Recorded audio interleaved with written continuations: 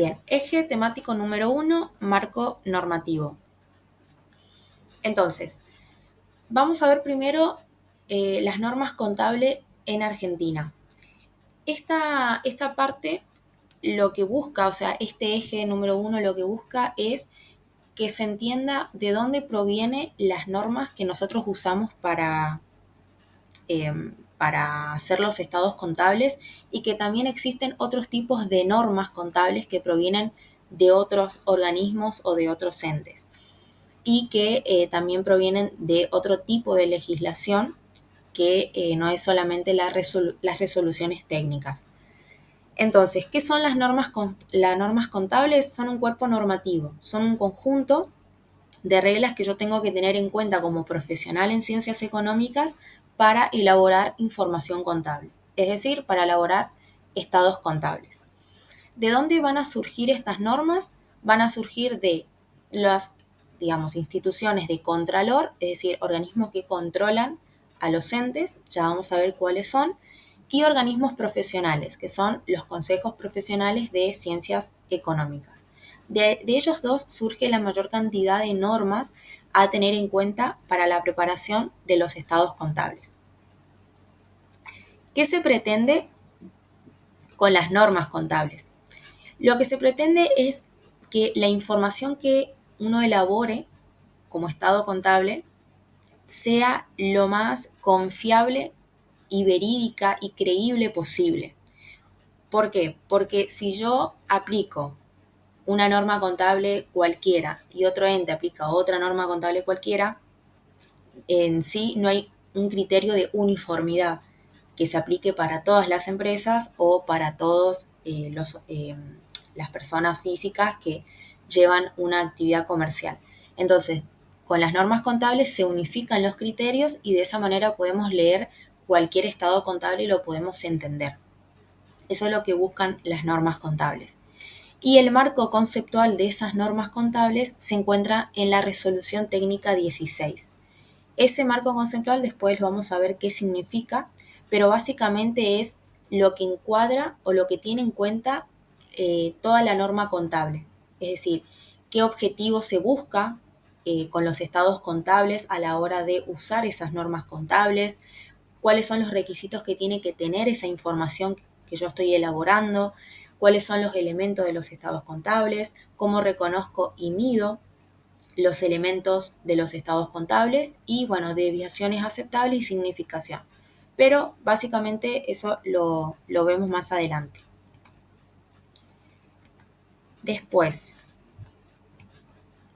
las razones que justifican la existencia de formular las normas contables. O sea, ¿por qué existen esas normas contables o por qué surge la necesidad de contar con ellas? Una es para asegurar que el sistema contable que cada empresa tenga funcione, ¿sí? Porque justamente al buscar la uniformidad de los criterios de medición, de evaluación, de exposición, hacemos que cada empresa, al tener su propio sistema, sea uno que sea, digamos, que elabore información útil, porque si uno tiene un sistema contable obsoleto, no sirve de nada. Por dar un ejemplo, eh, no hace muchos años no se podía ajustar por inflación, por ejemplo. Creo que eso empezó, yo cursé contabilidad, o sea, ajuste por inflación en el 2017 y ahí era donde se estaba hablando de ajuste por inflación. Quiere decir que todos los años anteriores, 2015, 2014, donde siempre hubo inflación, no se ajustaba. Entonces, eh, eso hacía que la información que salga del sistema no sea útil, ¿sí? Entonces se necesitó elaborar normas referidas a ajuste por inflación para asegurar que la información que salga de ahí sea útil y creíble. Después, también otra necesidad es la de emitir información que reúna la cualidad de comparabilidad.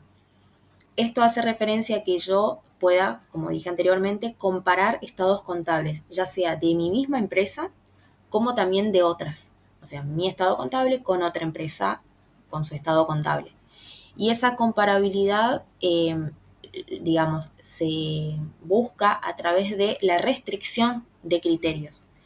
¿Qué quiere decir eso? Que la norma contable a veces nos deja dos criterios a adoptar para un mismo camino. Es decir, no queda como en el aire, por así decirlo, qué criterio tomar o cómo evaluar o cómo determinar o cómo registrar un hecho económico. Nos guía a través de un solo criterio o de dos o más. Y eso obviamente, si yo como profesional contable que estoy haciendo la información contable, tomo un criterio, ese criterio lo tengo que seguir utilizando año tras año, porque si no, pierdo también mi información contable, pierde el requisito de comparabilidad. Después tenemos otra razón, son los efectos económicos indirectos que derivan de las normas contables. Esto hace referencia a que las normas contables, al realizarlas, las empresas, o mejor dicho, los profesionales, las usan para hacer los estados contables y la gente toma información, o sea, toma decisiones en base a esa información, por lo que produce efectos económicos elaborar normas contables. O sea, no es un hecho aislado, está todo en conjunto. Y acá está también como ejemplo el tema del ajuste por inflación. No me sirve de nada tomar decisiones con un estado contable que está obsoleto en el sentido de que no refleja todo el cambio en el poder adquisitivo que tuvo la moneda. O también tenemos el ejemplo del efecto económico que produciría el no contar con una norma que diga cómo se tenga que evaluar los activos y los pasivos. Hay una regla general en las normas contables de que los activos no se tienen que sobrevaluar y los pasivos no se tienen que subvaluar. ¿Qué significa eso? Que un activo que a mí me costó, ya sea el precio de venta, perdón, el precio de compra más los gastos necesarios para que yo lo obtenga, me costó 10.000 pesos, ese es el valor que tiene que ir a la contabilidad, no cualquier valor. Y lo mismo los pasivos. Si yo para cancelar un pasivo necesito 10.000 pesos, no lo puedo dejar a 9.000 o 8.000, porque eso va a producir un efecto económico a gran escala, ¿sí? En valores grandes, a distintas personas. Y otra razón que justifica es el hecho de que se necesita auditar. En Argentina, los estados contables les otorga una mayor confiabilidad eh, para la toma de decisiones el hecho de que estén auditados. Auditar significa controlar que lo que está en la contabilidad o lo que está registrado y realizado se haya hecho conforme a las normas contables. Entonces viene acompañado la auditoría con normas contables. Y la auditoría hace justamente eso, mirar las normas contables y mirar lo que hizo el ente en su estado contable y dictaminar, o sea, dar una opinión con respecto a esa situación, si está acorde o si no está acorde. Si no está acorde a las normas contables, ese estado contable pierde una credibilidad total al tal punto de que si vos llevas un estado contable, digamos, con ese dictamen a un banco, ni lo van a mirar, porque justamente tiene ese control hecho, que es como un control de calidad de la información, básicamente. Y bueno, para hacer eso justamente, auditar, se necesita de las normas contables. Bueno, ¿de dónde provienen las normas contables en general? Si esto es no referida al organismo profesional de ciencia económica, sino en general. Ya vamos a ver que existen diversas, digamos, diversas clasificaciones de normas, teniendo en cuenta, por ejemplo, quién las emite o qué se evalúa con ellas. Entonces, por eso hablamos en general nomás acá. Eh, la fuente del por qué nacen las normas es en observar y reiterar, o sea, ver una reiteración de los hechos, ¿sí? Y hacerlos de una determinada manera. Buscar la mejor manera, o sea, esto prehistóricamente, buscar la mejor manera de reflejar ese hecho económico. Entonces, toda esa observación, toda esa prueba empírica, a prueba y error, generaron un conjunto de pautas, ¿sí? Y de lineamientos básicos. y a partir de eso lo fueron trabajando a lo que serían las normas contables que emiten los distintos entes. Esto es obviamente toda la historia, por así decirlo, de la doctrina, porque después vamos a ver que existe doctrina contable y norma contable. ¿Cuál es la diferencia? Básicamente es que la doctrina es eso, historia, lineamientos, pensamientos de cada autor, de qué sería lo mejor, y después está la norma, que es lo que establecen los organismos que se tiene que hacer de esa manera, por más que la historia sea otra, ¿sí? Eso es la diferencia a grandes rasgos. Pero las dos, las normas y la doctrina, proviene de lo mismo, de haber observado, de haber mirado la reiteración de los hechos económicos, el cómo se registra, cuál es la mejor manera, y a partir de ahí sacar criterios y lineamientos. ¿Qué tiene que tener una norma contable? O sea, ¿qué característica debe tener? Tiene que ser, obviamente, una norma contable, un trabajo ordenado e interdisciplinario. Esto hace referencia a que no sacar una norma porque sí, sino justamente mirar toda la historia que hay detrás de la doctrina contable para sacar una norma que no vaya en contra, por ejemplo, de la partida doble o, por ejemplo, de la ecuación básica fundamental, que es activo igual a pasivo más patrimonio neto, o sea, cosas que son básicas en la contabilidad. Tienen que estar orientadas a satisfacer el funcionamiento del sistema contable, eso ya lo dijimos. Las normas contables deben ayudar a que cada empresa, al tener su propio sistema, con ese propio sistema puedan elaborar estados contables. Esto, por ejemplo, fue todo un tema cuando se puso de vuelta, o sea, se pudo evaluar, se pudo ajustar por inflación. Muchos contadores no sabían ajustar por inflación, su sistema contable no había reunido toda esa información para que sea más práctico ajustar. Entonces, ahí tuvieron que hacer como seminarios, capacitaciones y demás, porque justamente era algo que se había dejado de hacer, algo que se había dejado de tener en cuenta en el sistema contable, e información obviamente que no se reunía. Entonces, justamente tiene que la norma contable satisfacer ese funcionamiento. Después también ser el basamiento mínimo a partir del cual se desarrolla la profesión contable. Esto quiere decir que las normas contables son obligatorias para los profesionales de ciencias económicas. Es decir, yo, contador, soy la persona que tiene que mirar esas normas contables. No es obligatorio para las empresas, sino para el profesional que elabora la información contable o bien que audita esos estados contables. Para ellos sí es obligatorio y ellos son los que tienen que estudiar esa información, no las empresas. Las empresas justamente van a contratar a un contador. Por eso es que se dice que los estados contables los tienen que hacer personas matriculadas, porque justamente la firma que va en el estado contable no lo puede hacer un auxiliar contable, por ejemplo. Tiene que hacer un contador. Y bueno, tienen que estar adaptadas, ser coherente con el contexto actual en el que se encuentre el ente o la empresa. Justamente, si hay inflación, que se pueda ajustar por inflación. Y abajo dice acerca de la preferencia de una norma respecto de otra, que se tiene que adoptar la de mayor adecuación técnica. Esto lo vamos a ver en el eje, bueno, después de dar el eje 3, con el tema de, creo que también lo nombro en el eje 3, acerca de, por ejemplo, los bienes que yo estoy produciendo y que no están terminados, ¿sí? Y que yo tengo que evaluarlos y que los evalúo en función al grado de avance.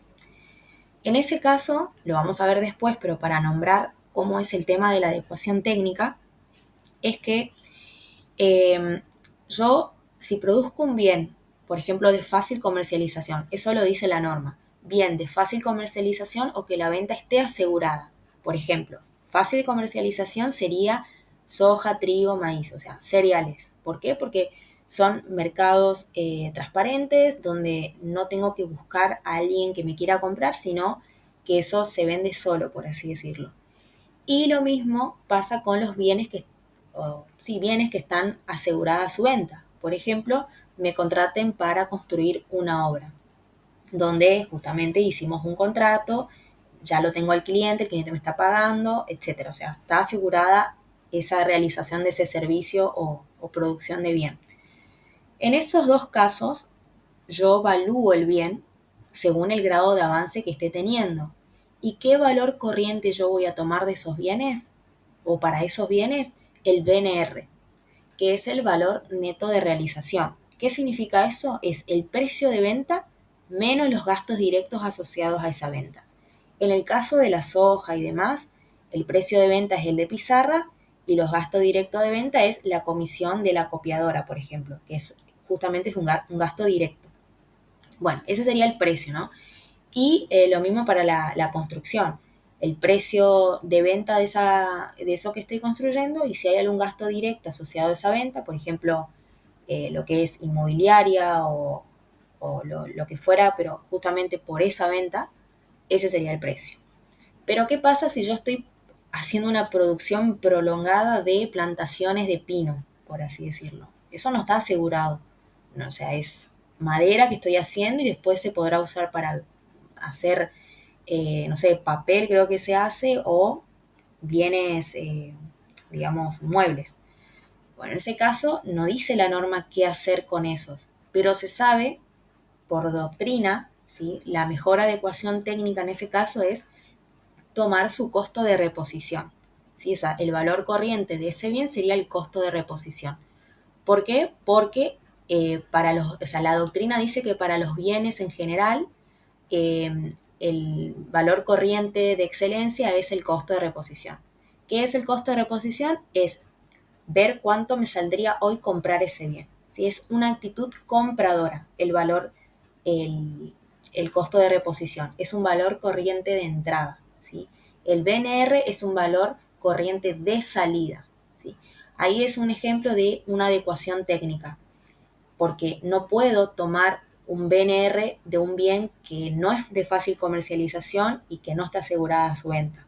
¿Sí? Tengo que ir ahí a la doctrina, a cuáles son los lineamientos básicos que puedo llegar a tomar y que mejor represente esa situación. Y es tomar su costo de reposición.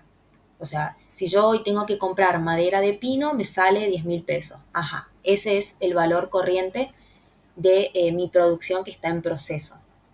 Entonces, ahí es un ejemplo de adecuación técnica, de que no siempre en la norma contable vigente va a estar toda la información de cómo se debe expresar todos los hechos económicos que mi empresa tenga.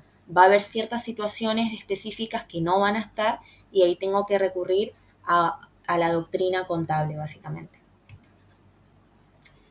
Bien, y acá tenemos lo que es la clasificación de las normas. Tenemos según su alcance y según los temas regulados. Según su alcance tenemos normas contables legales, profesionales y propias de cada ente. Y según los temas regulados, normas generales, las normas de evaluación y la de exposición. A grandes rasgos, ¿por qué según su alcance? ¿Por qué hay una clasificación según su alcance?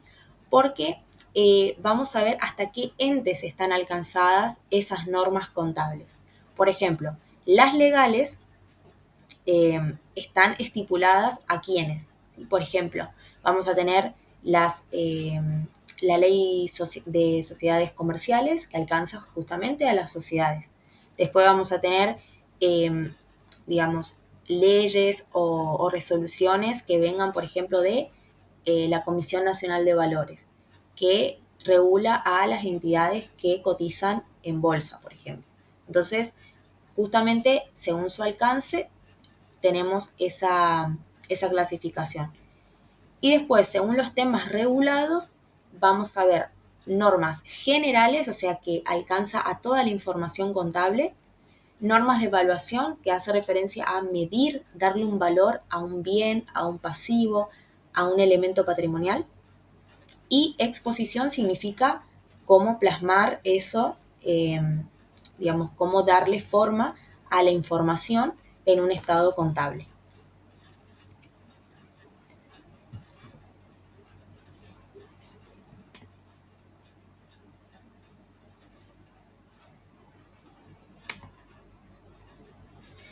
Bien, clasificación entonces acá a grandes rasgos de las normas contables. Vamos a ir hablando de cada una de estas clasificaciones. Las normas contables legales son de cumplimiento obligatorio para aquellos entes que están alcanzados por las mismas. Y estas normas legales pueden salir o pueden emanarse del gobierno nacional o provincial, porque ellos van a sancionar leyes, decretos, disposiciones, ¿sí? Y también de organismos que tengan esa facultad legislativa delegada. Esto es algo, es un requisito importante porque no cualquier organismo tiene una facultad legislativa para hacer una ley o para hacer algo que se aplique a nivel nacional, por ejemplo. Entonces, los organismos que tengan facultades legislativas delegadas son los que pueden hacer pueden hacer una ley que contenga información contable para esos entes. Y entonces, ¿quiénes pueden emitir normas contables legales? Lo puede hacer, obviamente, el Poder Legislativo a través de leyes como el Código de Comercio o la Ley de Sociedades Comerciales. También tenemos la Comisión Nacional de Valores, el Banco Central de la República Argentina, la Superintendencia de Seguros y los Institutos Nacionales de Acción Cooperativa, y entre otros. Cada uno de estos organismos regulan distintos aspectos de los entes. Por ejemplo, la Comisión Nacional de Valores lo que hace es regular aquellas entidades que cotizan en bolsa. El Banco Central de la República Argentina lo que hace es regular justamente a los bancos, a las entidades financieras. La Superintendencia de Seguro a justamente los seguros que existan a nivel de la Argentina, y el Instituto Nacional de Acción Cooperativa creo que es a las mutuales. Entonces, estos organismos son los que van a ir sacando distintas normas, regulaciones que pueden contener justamente información sobre cómo tienen que exponer los elementos patrimoniales, que justamente si sale algo así, no van a tener ellos en cuenta la norma contable general, la del Consejo, sino lo que establecen las leyes, porque es de cumplimiento obligatorio para las empresas. Acá no es para el matriculado, para el profesional contable, sino para la empresa. O sea, por ejemplo, una sociedad que cotiza en bolsa tiene que adecuarse a lo que dice la Comisión Nacional de Valores. Y si no se adecua, quien cae con el castigo va a ser la sociedad, no el profesional contable. O sea, es como una diferencia grande. Luego, las normas contables profesionales son emitidas por justamente organismos profesionales que regulan la actividad profesional, ¿sí? Que son los consejos de cada provincia. Y son de aplicación y de cumplimiento obligatorio para los profesionales que actúan como auditores, y no son obligatorias para las empresas, ¿sí? Sino para los profesionales en ciencias económicas.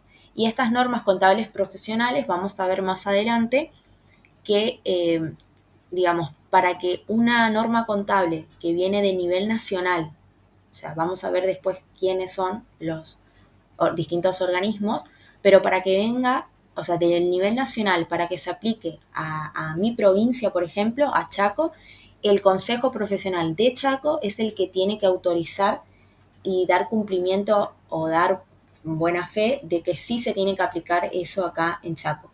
Si no, por más que venga de un organismo nacional o de algo más grande, no se aplica.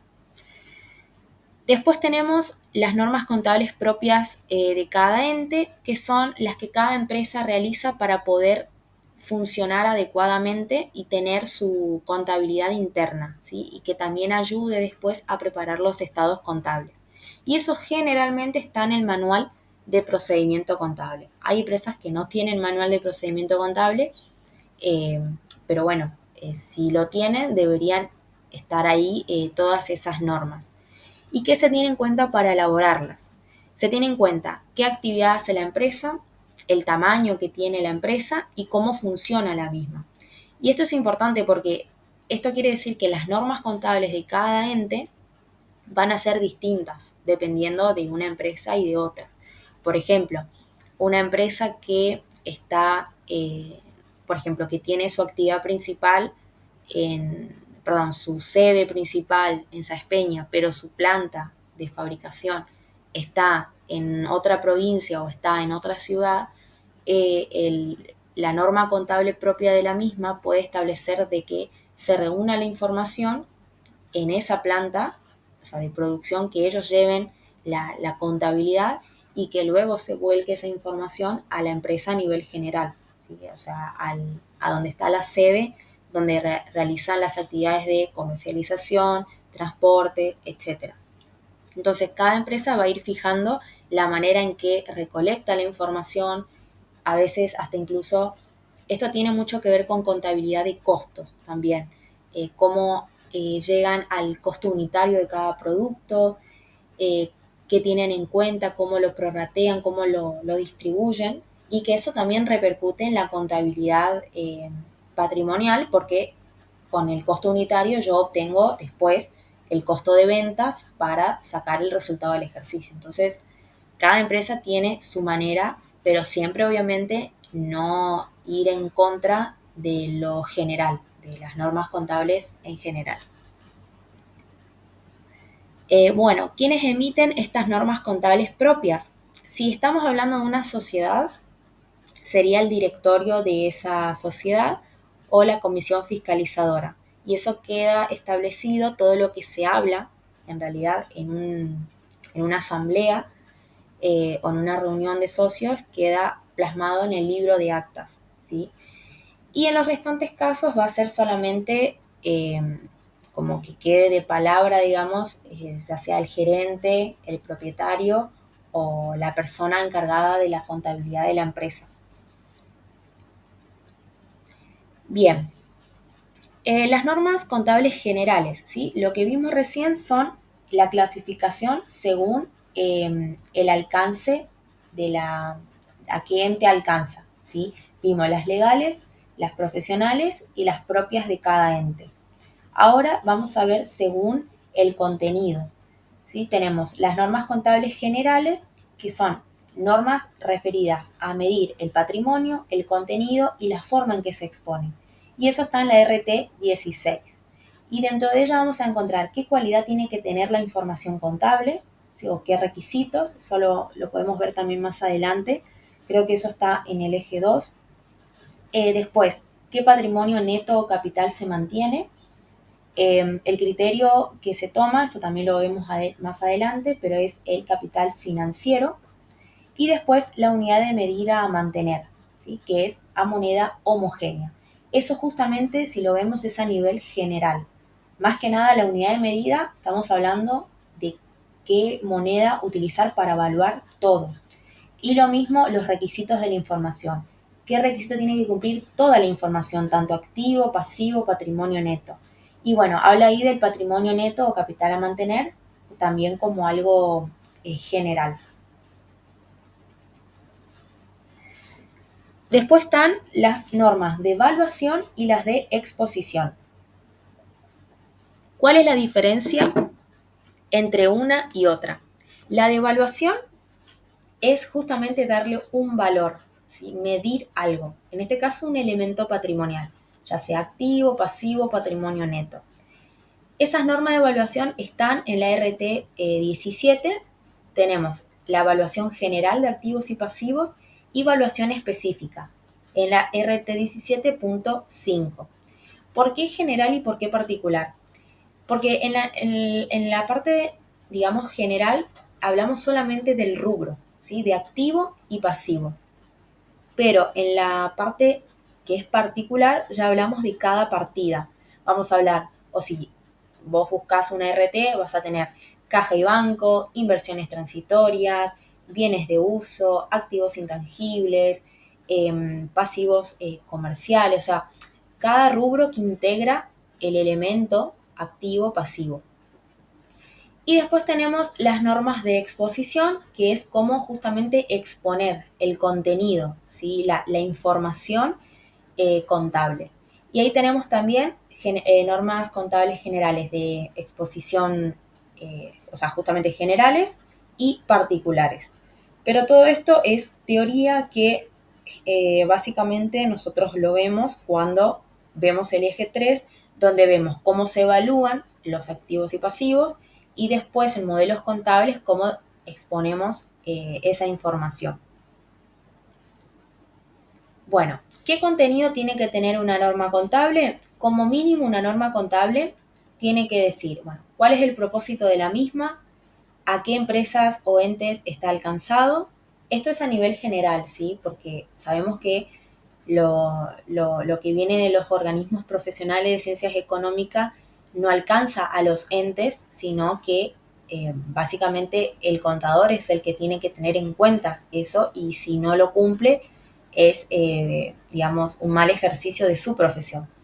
Pero en sí, por ejemplo, una norma contable que establezca, no sé, la Comisión Nacional de Valores tiene que decir eso, por qué se emite, a qué entes alcanza, a qué tipo de sociedades, con qué tipo de capital, quizás capitales más grandes, capitales más chicos, todos cotizan en bolsa, pero referidos a la grandeza de la empresa, ¿no?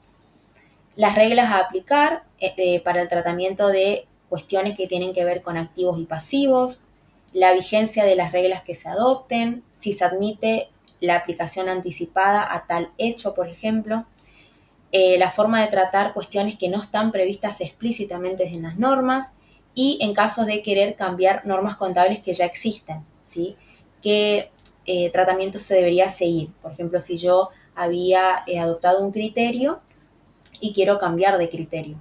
Generalmente en la norma contable, que es del organismo profesional, no hay problema con eso, es decir, se puede cambiar de norma contable, puede generar unas diferencias y eso tiene tratamiento, ¿sí? Pero hay ciertas situaciones, como dice acá, que no tiene, digamos, no establece bien la norma qué hacer con eso y bueno, tiene que establecerlo justamente. La norma contable de los organismos profesionales sí lo establece.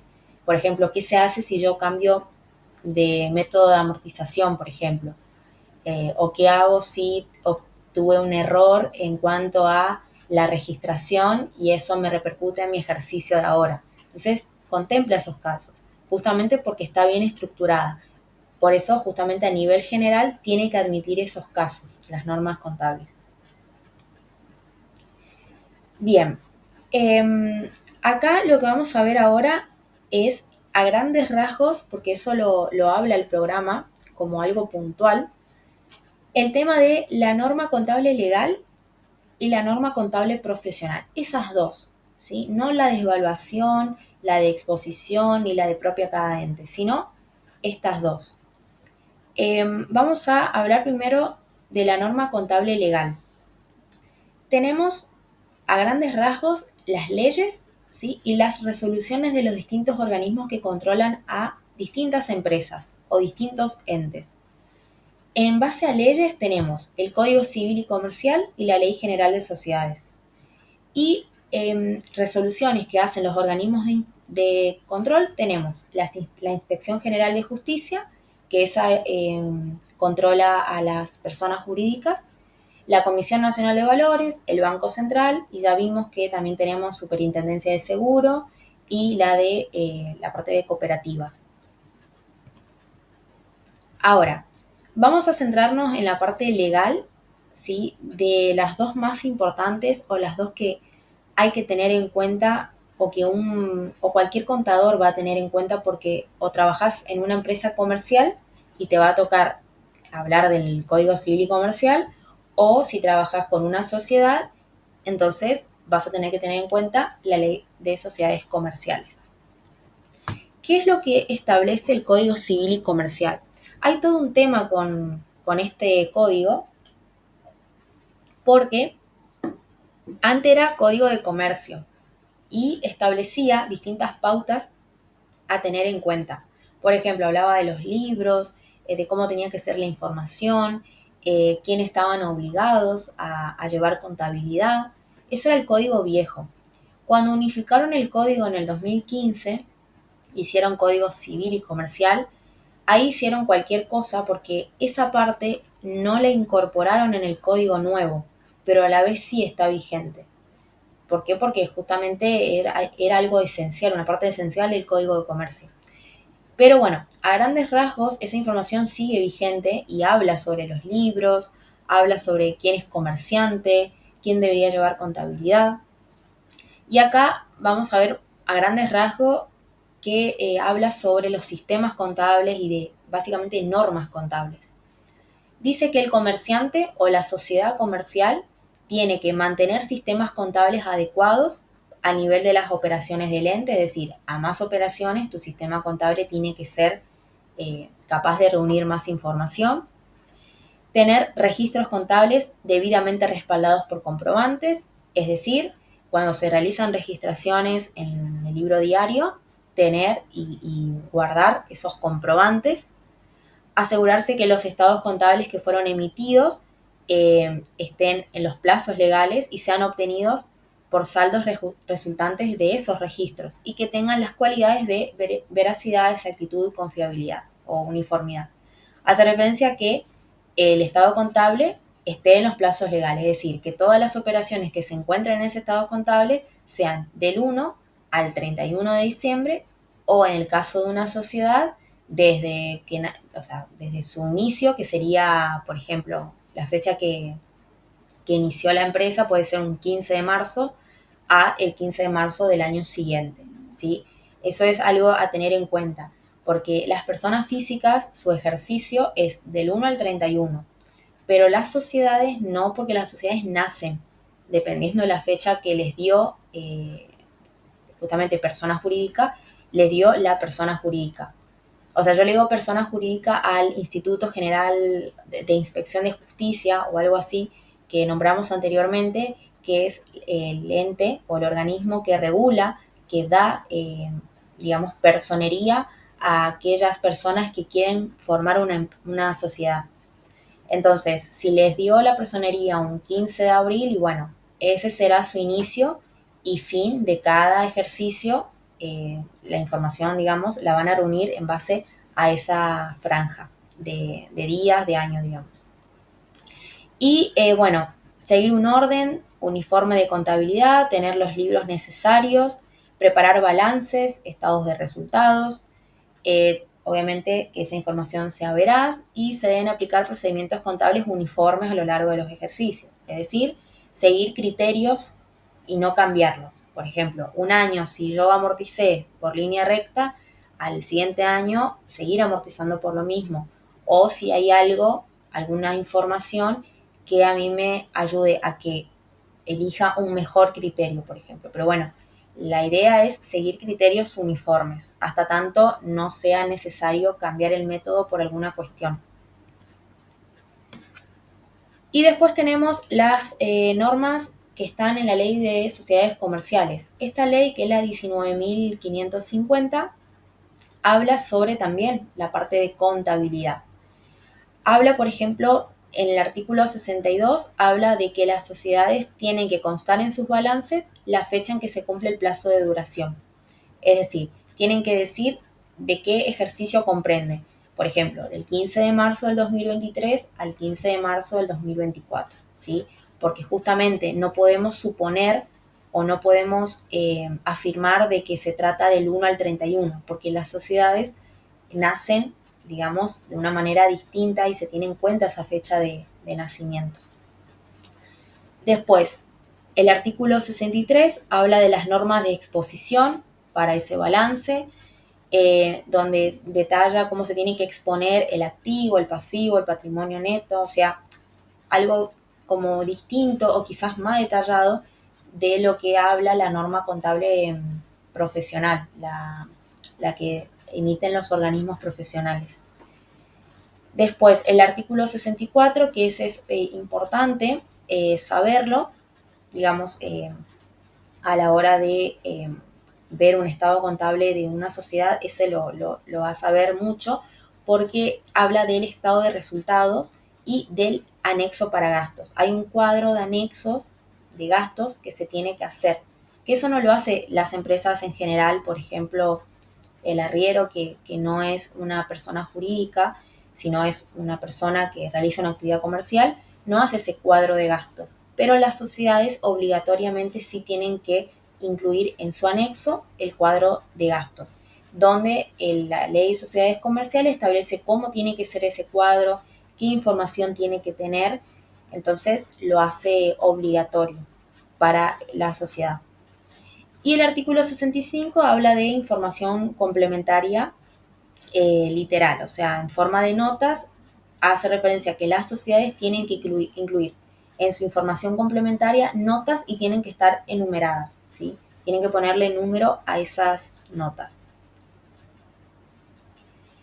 Bien, y ahora las normas contables profesionales. ¿Quiénes dictan estas normas? ¿Sí? Recién hablamos de las normas contables legales, que las más importantes básicamente o que vamos a ver nosotros en nuestra actividad de profesional es el Código de Comercio y la Ley de Sociedades Comerciales. El resto, que es mutual y demás, eso ya es muy específico, pero igual hay que tenerlo en cuenta de que si trabajamos, por ejemplo, en una mutual o trabajamos en una cooperativa, hay que buscar la ley de esas entidades para poder ver qué es lo que habla sobre la parte contable, porque quizás por ley se necesite que se exponga de una determinada manera o que se agregue cierta información, ¿sí? Entonces es importante saber de que por lo menos para ese tipo de entidades existe eh, leyes específicas. Pero las que nosotros sabemos más o que tenemos más, digamos, a la vida diaria va a ser sociedades o empresas comerciales de personas físicas. Bien, y ahora tenemos lo que son las normas contables profesionales, que estos vamos a ver acá quiénes son los organismos, los consejos y demás. Pero en gran rasgo así, quienes emiten las normas contables profesionales es el CECIT. El CECIT es el Centro de Estudios Científicos y Técnicos, que depende de la FAPSE. ¿Qué es la FAPSE? Es la Federación Argentina de Consejos Profesionales de Ciencias Económicas. Cuando las emiten, requieren la aprobación de todo, o sea, de distintos consejos de las provincias. Hasta tanto estos no establezcan como válido, no va a ser de cumplimiento obligatorio, ¿sí? Por más que lo emane la Federación Argentina, si el Consejo Profesional de mi provincia no lo valida, no es aplicable para la provincia. Y eso es algo importante a tener en cuenta. Bueno, entonces, ¿cuáles son los organismos profesionales, o sea, los organismos de la profesión argentina? En primera instancia vamos a hablar del nuestro, que es el de cada provincia, que es el Consejo Profesional de Ciencias Económicas. Cada provincia tiene su consejo y tiene la facultad de dictar normas y que sean de cumplimiento para los profesionales que están matriculados en esa provincia, ¿sí? Por más que yo, no sé, por ejemplo, yo me vaya a trabajar a Córdoba, yo me tengo que matricular en el Consejo Profesional de Ciencias Económicas de Córdoba y acatarme a las normas contables que sean válidas para esa provincia, ¿sí? Por eso es importante saber esto por el hecho de si queremos trabajar en otra provincia. O hay veces que nos pueden sacar la matrícula o sancionar la matrícula en una provincia, pero bueno, podemos utilizarla en otra provincia también. Eso hay algunos casos. Y bueno, los consejos no pueden, pueden no adoptar una resolución que se emana de la federación o adoptarla de forma parcial o modificarla para aplicarla en su provincia. Y acá tenemos un cuadrito de todos los organismos, ¿sí? Que contempla, la federación.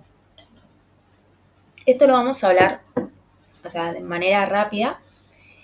Básicamente, la FAPSE es la Federación Argentina de Consejos Profesionales de Ciencias Económicas y en su órbita tiene desde acá.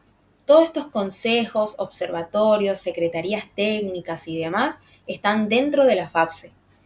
Acá yo puse los consejos profesionales en el sentido de que también se acatan o también hablan o hacen referencia a la FAPSE, ¿sí? Por más que las normas contables lo aplique cada provincia como cada consejo lo establezca, eh, están dentro de la FAPSE igualmente porque la FAPSE representa nacionalmente e internacionalmente a los organismos profesionales de ciencias económicas. Entonces, quieras o no, están también dentro de la órbita de la FAPSE. Entonces, esta FAPSE coordina, digamos, de manera integral en el orden tanto internacional como nacional la representación de todos los matriculados en ciencias económicas de la Argentina. Fija todo lo que es la política profesional adecuada al momento histórico y a la realidad socioeconómica de la República. Representa gremialmente a los consejos, tanto en el orden nacional como en el internacional. Porque después vamos a ver que tenemos normas contables internacionales. Entonces, en ese caso, cuando hablamos ya de otros países, quien tiene la facultad de hablar con otros países o de referirse a la Argentina en la parte contable es la FAPSE. También tiene los objetivos de dictar normas de aplicación general en el ejercicio de la profesión y realizar investigaciones sobre tanto aspectos técnicos y científicos de la profesión. O sea, no es que solamente la Federación Argentina de Consejos Profesionales habla de contabilidad en sí, sino también se preocupa por representar al profesional, al contador, ¿sí? O al licenciado en administración. No hace mucho pasó de que la presidente de la FIP había hecho un comentario bastante despectivo de la profesión contable y el organismo que salió justamente a defensa de nuestra profesión fue la FAPSE, ¿sí? Creo que era algo sobre los impuestos, algo de que los contadores son los que hacían que se recauden menos impuestos, algo así. La cuestión era algo denigrante a la profesión y quien impuso como defensa fue la FAPSE.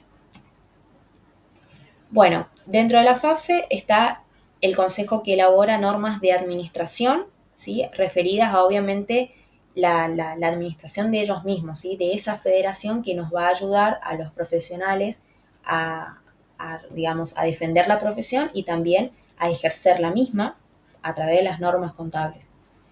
Tenemos el Consejo Elaborador de Normas de Economía, que esto es más que nada en el orden de interés público, ¿sí? De hablar o de estudiar la parte económica que luego obviamente puede repercutir en elaborar nuevas normas contables, como por ejemplo en el caso de la inflación. También tienen un observatorio económico donde se examina todas las medidas económicas que se implementan y cómo esto repercute en las empresas. Y tienen también el objetivo de construir, elevar, compartir distintos indicadores. Estos indicadores después se usan para ajustar por inflación, ¿sí? Por ejemplo. Entonces el observatorio económico es importante porque de ella sale información que nos ayuda a nosotros, los profesionales, a tener una base donde buscar los ajustes, digamos, los coeficientes, perdón, para ajustar por inflación. Luego está también la Secretaría Técnica, que esta Secretaría Técnica es como lo más cercano que tienen los consejos de cada provincia para poder llegar a la FAPSE, ¿sí? La Secretaría Técnica, digamos, asesora y apoya a esos consejos de cada provincia sobre temas que tengan que ver con aplicación de normas, con el ejercicio profesional en sí. Después está el Centro de Estudios Científicos y Técnicos, que es el CECIT, que este es el organismo que había dicho yo anteriormente, que hace los proyectos de normas, ¿sí? Que realiza los estudios, investiga, tanto el aspecto científico y técnico, investiga y lo que hace es a elaborar proyectos de normas, ¿sí? Después, la FAPSE establece si es correcto promulgar o no. Y el Consejo Elaborador de Normas de Contabilidad y Auditoría, acá lo que se busca es tener como un organismo aparte sobre la parte de auditoría, ¿sí? De ese ejercicio profesional que es bastante demandado y tiene un grado de responsabilidad muy grande. El ser auditor es muy, digamos, tiene una responsabilidad muy grande porque justamente muchas personas se van a basar en la opinión tuya, nombre y apellido, del auditor que miró esos estados contables. Entonces, tu credibilidad como profesional del ejercicio contable se va a ver disminuida si no haces bien tu profesión. Entonces, es necesario que a nivel nacional, o sea, a grandes rasgos, exista un consejo donde se elabore y se tenga bien en claro estos aspectos de auditoría y también de contabilidad, obviamente, porque el auditor se respalda de la contabilidad, de las normas contables. Bien, acá ya con eso terminamos lo que es los distintos organismos que existen, a grandes rasgos, organismos que integran la FAPSE. Digamos, como resumen de lo anterior, lo que te tiene que quedar es que existen consejos profesionales de ciencias económicas de cada provincia, donde cada provincia, si no está a favor de la norma que elaboró el consejo, perdón, la parte de la federación, lo puede anular, no acatarse y por lo tanto no se aplica en la provincia.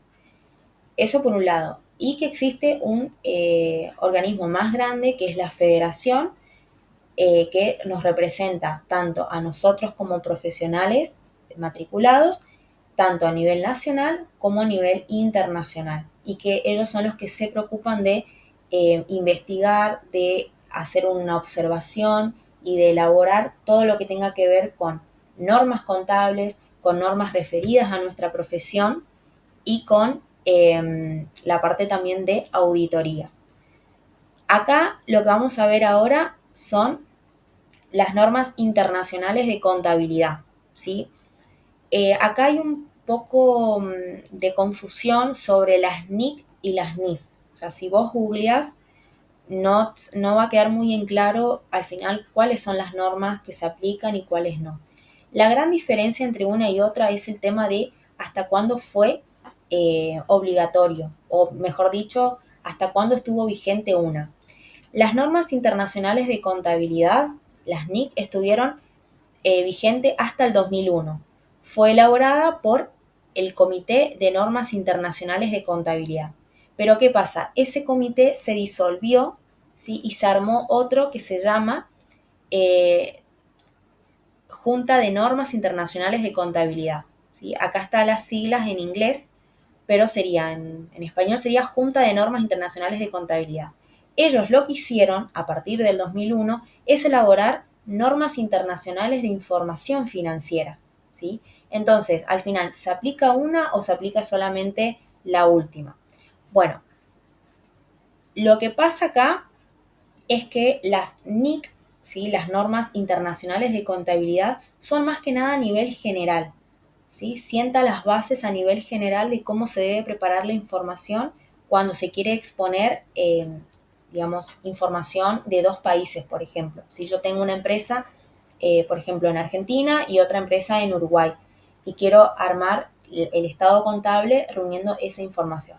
Bueno, yo si no estoy obligado a usar las NIF, puedo usar las NIC, ¿sí? ¿Por qué? Porque las NIC siguen en vigencia, pero las NIF lo que hacen es que por el hecho de cotizar en bolsa se volvió obligatorio para esas empresas, ¿sí? Por ejemplo, empresas grandes que cotizan en mercados internacionales, por ejemplo, Coca-Cola, Adidas, Mercado Libre, que no estamos hablando de que solamente tienen dos empresas y que quieren reunir la información, sino que existe un organismo de control, ¿sí? Que busca justamente unificar esa información porque es importante, porque hay digamos, o sea, están vendiendo parte de su capital en las, digamos, en las bolsas de acciones y por esa razón ellos sí están obligados a usar esas NIF. ¿sí? Por eso dice acá que el objetivo que tiene las NIF es asegurar que la información financiera presentada en los estados contables sea confiable, relevante y útil, y se ajuste a criterios de calidad y de transparencia, sobre todo eso, ¿sí? Transparencia en ese tipo de empresas, porque justamente están vendiendo su capital en el mercado. Y es obligatorio, como dice acá, a las empresas que están dentro del mercado de capitales. ¿Sí? Esa es la gran diferencia. Básicamente se aplica NIF, ¿sí? Pero las NIC, si sos una empresa, la podés igualmente aplicar como un criterio general. La que contiene más información es las NIF, porque justamente sentaron sobre las bases de la otra, sentaron más información todavía a presentar, ¿sí? Más calidad, más veracidad, más comparabilidad, por lo tanto, estas son, en contenido, son más grandes que las anteriores. Bien.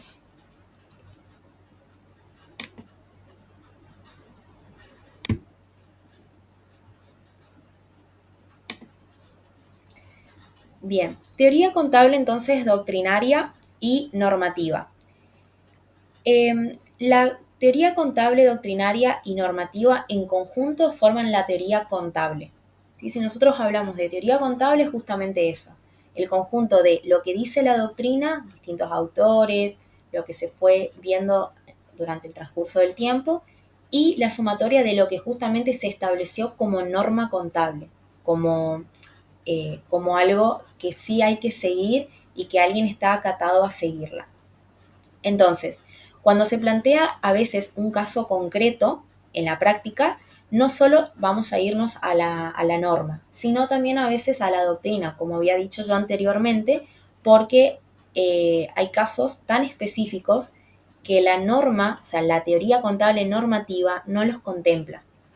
Pero quizás en la teoría contable doctrinaria sí, porque estamos hablando de justamente reiteración de distintos hechos, de observaciones de distintos hechos económicos. Entonces allí podemos encontrar la opinión de algún autor que ha estudiado ese tema. Pero digamos, el punto en común de ambas es que ambas forman teoría contable y que ambas nos van a ayudar a resolver un determinado problema. Ahora, ¿cuándo se emplea una y cuándo se emplea otra?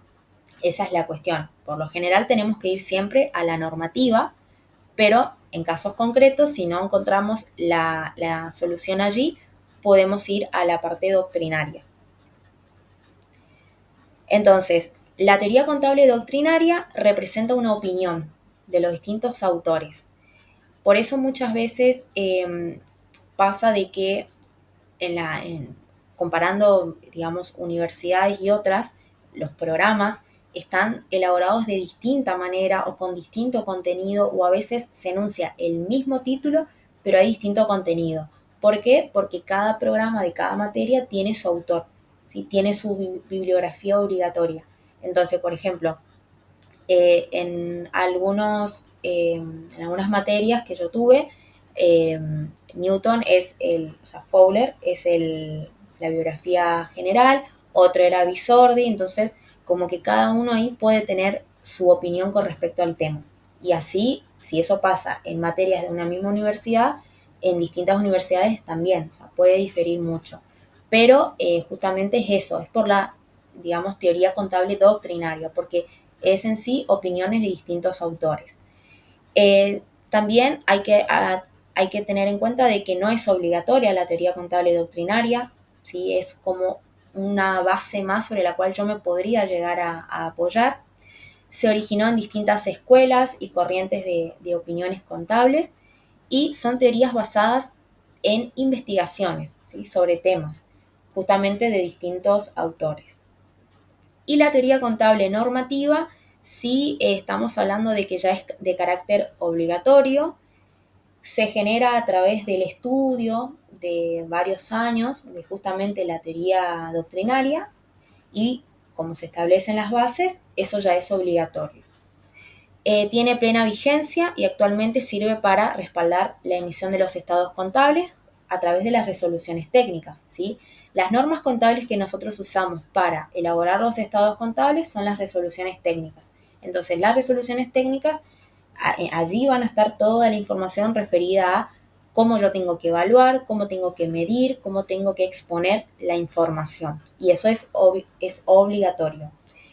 Y tenemos de que la teoría contable normativa está representada en un marco conceptual que integra, digamos, los modelos contables.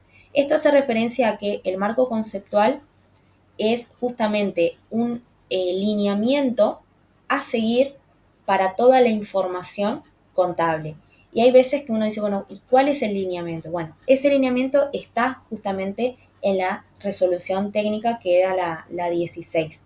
El programa no lo especifica, que hay que estudiar uno por uno, pero sí saber de que existe un marco conceptual, de que está en la RT16, de que habla sobre los elementos de la parte, digamos, de los estados contables, de los requisitos de la información y que, digamos, es parte de la teoría contable normativa.